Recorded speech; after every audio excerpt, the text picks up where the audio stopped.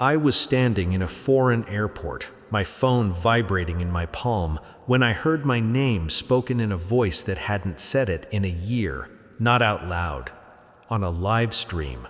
Her wedding. The officiant smiled, guests leaned forward, and then he read a line meant to sound poetic. Love built on honesty, with no shadows left behind. She stiffened, just for a second, but I saw it. That line wasn't in the script she sent him. I smiled, slowly, as my phone began to ring. People think betrayal is loud, explosive. It isn't. It's quiet. It's subtle. It's a slow rearranging of reality until one day you're standing in a life that no longer belongs to you. She and I built something once, not the kind you post online, the kind you protect. Early mornings, shared passwords, jokes whispered when the lights were off. I trusted her with my money, my future, my blind spots. She trusted me to never look too closely. I remember the first crack, not proof, just absence. Her phone face down, her laughter delayed by half a second, a name she stopped saying. I told myself I was paranoid. Love trains you to doubt your instincts before you doubt the person you love. That was her first victory.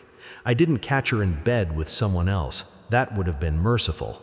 I caught patterns, unexplained transfers, receipts deleted but not erased, a second cloud account syncing in the background, a lawyer friend casually mentioning my name in a conversation I wasn't supposed to hear. The moment everything snapped into focus was stupidly small. I borrowed her tablet, one notification, a calendar reminder she forgot to hide. Finalize, exit. Not divorce, exit. That's when the pain ended and the planning began. I didn't confront her. I didn't cry. I didn't ask questions she'd already rehearsed answers for. I watched. I documented. Screenshots, metadata, IP addresses, transaction logs, conversations she thought were ephemeral. Nothing ever is. I rerouted finances quietly, spoke to attorneys without names attached, created distance without suspicion. I learned the shape of her lies so well I could predict them before she spoke. She thought I was shrinking. I was sharpening. By the time she asked for the divorce, I already had the settlement drafted, balanced, fair, bloodless. She signed with relief. She thought she'd won. I left the country 2 weeks later. That was intentional. Distance makes people careless.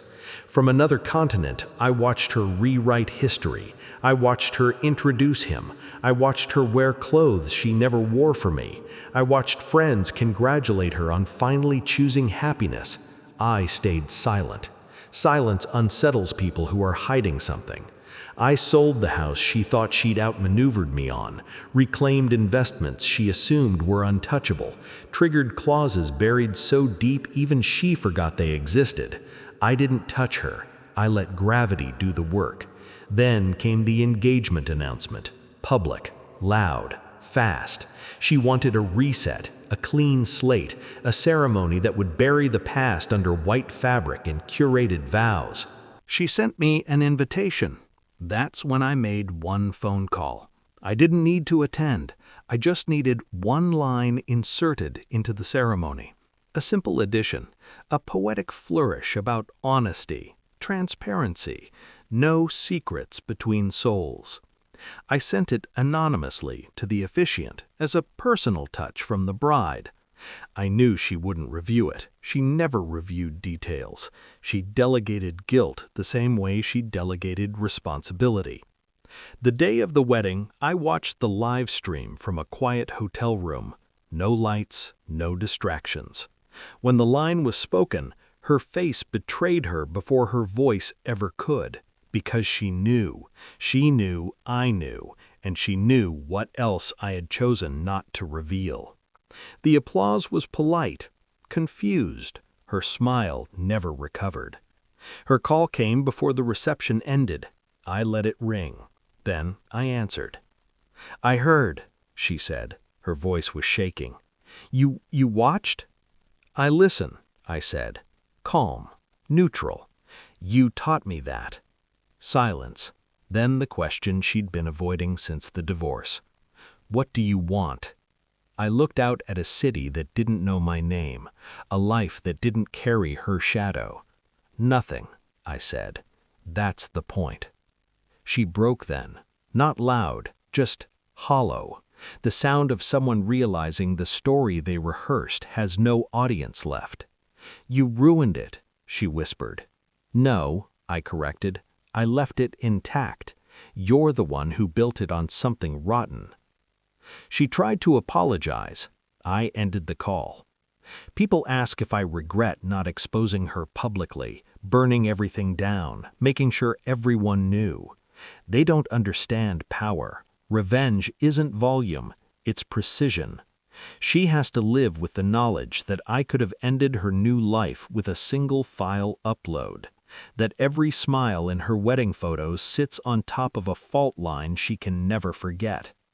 I didn't need to destroy her. I just needed to remind her that I was never blind. I was patient. And patience, when paired with truth, is devastating. I left the country to lose her. I stayed gone to find myself. And at her new beginning, one line was enough to make sure she never fully escaped the ending she earned. I didn't raise my voice. I didn't attend. I didn't look back. That's how you win.